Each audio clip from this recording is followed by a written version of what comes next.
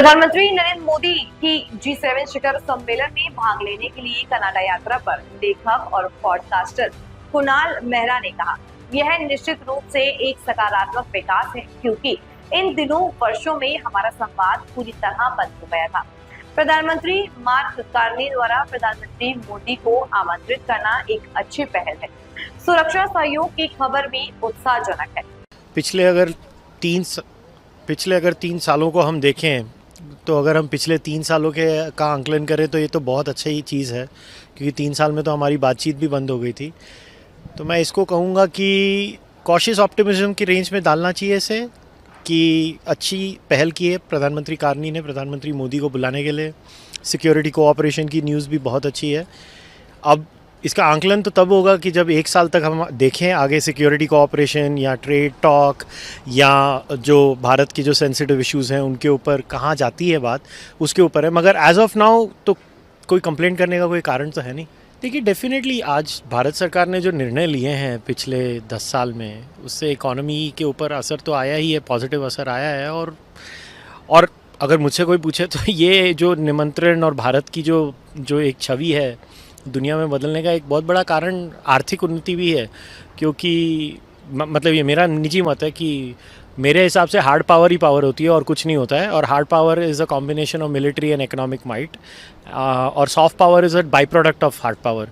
तो लोग बॉलीवुड करते रहते हैं, मेरे हिसाब से बॉलीवुड नहीं मैटर करता, आपकी इकोनॉमिक माइट मैटर करती है। और डेफिनेटली अगर प्रधानमंत्री मोदी की उस चीज़ में तारीफ़ करनी चाहिए कि आज जो भारत 4th लार्जेस्ट इकॉनमी है, मेरे हिसाब से 3 साल में 3rd लार्जेस्ट इकॉनमी हो जाने वाली है।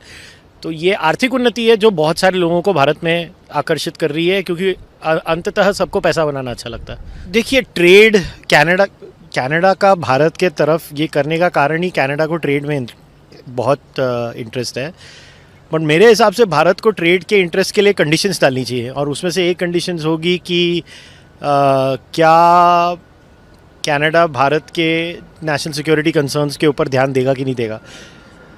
अगर मेरा मत पूछे तो वो वन ऑफ द कंडीशंस होना चाहिए भारत की इस ट्रेड के ऊपर। मगर डेफिनेटली मार्क कार्नी, अगर आप मार्क कार्नी का बैकग्राउंड स्टडी करें ना, तो ब्रुकफील्ड से आते हैं, बैंकर रह चुके हैं, उनका जो पूरा करियर रहा है वो एक बैंकर का रहा है।